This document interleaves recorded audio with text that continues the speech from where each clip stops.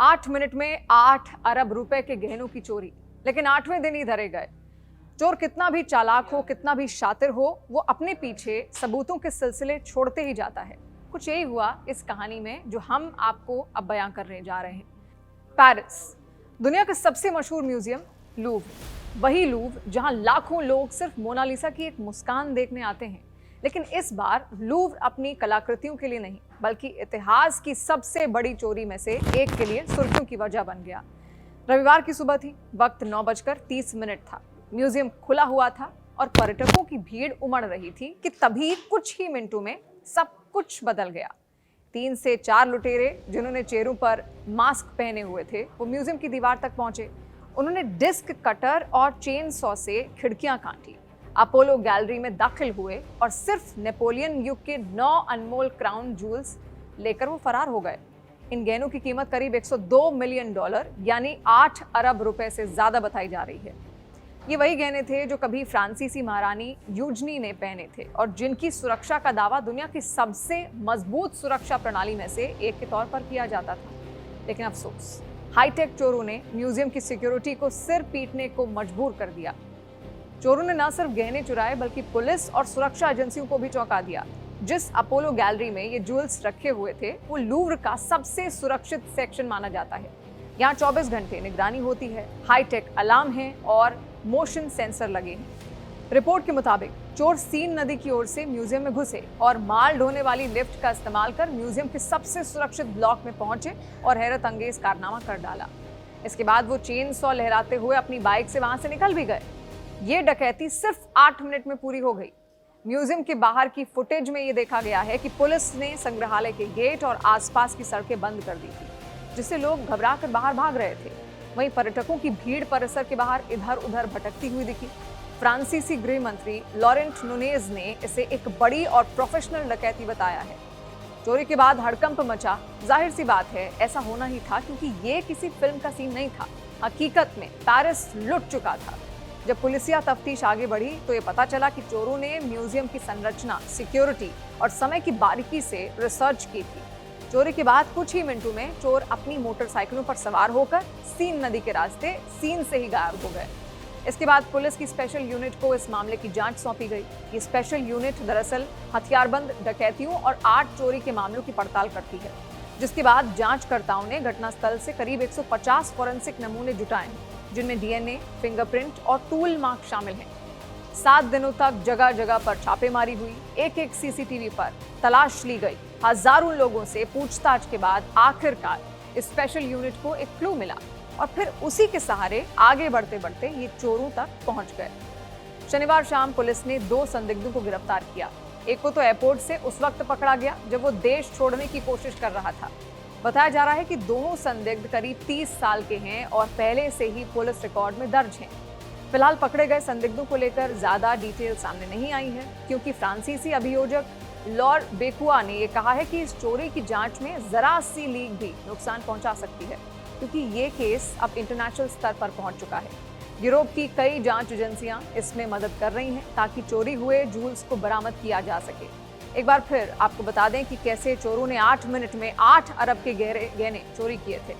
दरअसल पिछले रविवार के दिन पेरिस में उस वक्त सनसनी फैल गई जब चेन सॉ लिए 3 से 4 लुटेरे लूवर म्यूजियम में बास्केट लिफ्ट से खिड़की तक पहुंचे, डिस्क कटर से शीशे काटे और लूवर म्यूजियम से नेपोलियन युग के आभूषण चोरी करके निकल गए। चोरों ने म्यूजियम से $102 मिलियन यानी 8 अरब रुपए से ज्यादा के ऐतिहासिक गहने चोरी किए। आसानी से ये गहने उन्होंने चोरी किए और फिर स्कूटी से बैठकर वहां से निकल पड़े। दुनिया के सबसे ज्यादा देखे जाने वाले म्यूजियम में दिन दहाड़े हुई इस चौंकाने वाली इस घटना ने अधिकारियों को भी हैरत में डाल दिया था। इस घटना के बाद लूवर संग्रहालय को कुछ दिनों के लिए बंद तक करना पड़ा। गिरफ्तार किए गए एक संदिग्ध को Paris Charles de Gaulle airport से उस समय पकड़ा गया जब वो देश छोड़ने की तैयारी में था। ये पहली बार नहीं है जब लूव्र म्यूजियम चोरों के निशाने पर आया हो। 1911 में भी एक चौंकाने वाली घटना हुई थी, जब एक पूर्व कर्मचारी ने दुनिया की सबसे मशहूर पेंटिंग मोनालिसा ही चुरा ली थी। 2 साल बाद वो इटली के फ्लोरेंस से बरामद हुई थी। 1983 में भी लूव्र से 2 कवच चोरी हुए थे, जो करीब 40 साल बाद मिले। इस नई चोरी ने फ्रांस ही नहीं, पूरी दुनिया में सुरक्षा पर सवाल खड़े कर दिए हैं। खासकर तब जब लूव्र म्यूजियम हर साल 80 लाख से ज्यादा पर्यटकों को आकर्षित करता है और 2024 के लिए ये संख्या और बढ़ने की उम्मीद थी। अब बात करते हैं उस दिलचस्प पहलू की जिसने इस घटना को फिल्मों जैसा बना दिया। इतिहास में ऐसी कई बड़ी मनी हीस्ट हुई हैं जिन पर फिल्में बनी या जिसने फिल्मों की कहानी प्रेरित हुई है। लंदन की हैटन गार्डन हीस्ट, जहां बुजुर्ग चोरों ने करोड़ों डॉलर के जूल्स चोरी किए, उस पर फिल्म किंग ऑफ थीव्स बनी। इसी तरह द इटालियन जॉब और ओशंस 11 जैसी हॉलीवुड फिल्में दुनिया की सबसे स्मार्ट चोरी की कहानियां दिखाती हैं। अगर बात करें बॉलीवुड की, तो भारतीय सिनेमा में भी ज्वेल चोरी और हाईटेक हीस्ट पर कई फिल्में बनी हैं, जैसे धूम 2, जहां ऋतिक रोशन का किरदार एक इंटरनेशनल ज्वेल थीव था।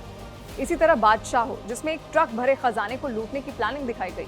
स्पेशल 26, कैश और प्लेयर्स जैसी फिल्मों में भी स्मार्ट, स्टाइलिश और तेज तर्रार चोरी की कहानियां दिखी हैं। लेकिन जो बातें फिल्मों में होती हैं, वही अब असल जिंदगी में हो रही हैं, वो भी पेरिस के दिल में लूव्र जैसे विश्व प्रसिद्ध म्यूजियम में। इस चोरी ने साबित कर दिया है कि चाहे सुरक्षा कितनी भी आधुनिक क्यों ना हो, अगर प्लानिंग परफेक्ट हो तो अपराधी सिस्टम को चकमा दे सकते हैं। एक बात तो तय है, ये घटना सिर्फ एक चोरी नहीं बल्कि आधुनिक युग की सबसे बड़ी क्राउन ज्वेल हीस्ट बन चुकी है, जिसने फ्रांस की सुरक्षा व्यवस्था, कला जगत और पूरी दुनिया की कल्पना को हिला दिया है। चोरों में 2 संदिग्ध भले ही पकड़े गए हों, लेकिन म्यूजियम की सुरक्षा में सेंध लगाकर उन्होंने सबको चौंका दिया ही है। लूव्र संग्रहालय में मेसोपोटामिया, मिस्र और शास्त्रीय दुनिया से लेकर यूरोपीय कलाकारों तक 33,000 से ज्यादा प्राचीन और आधुनिक कलाकृतियां मौजूद हैं। इसके प्रमुख आकर्षणों में मोनालिसा, वीनस डी मिलो और विंग विक्ट्री ऑफ समोथ्रेस शामिल हैं।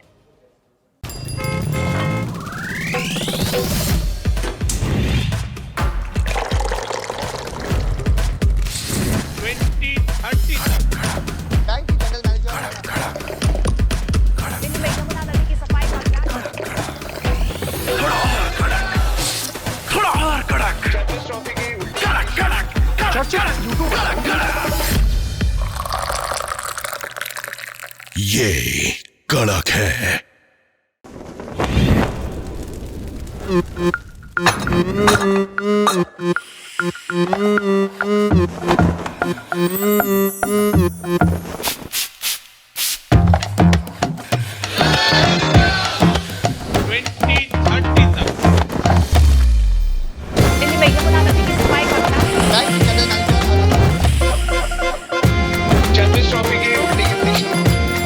ये कड़क है।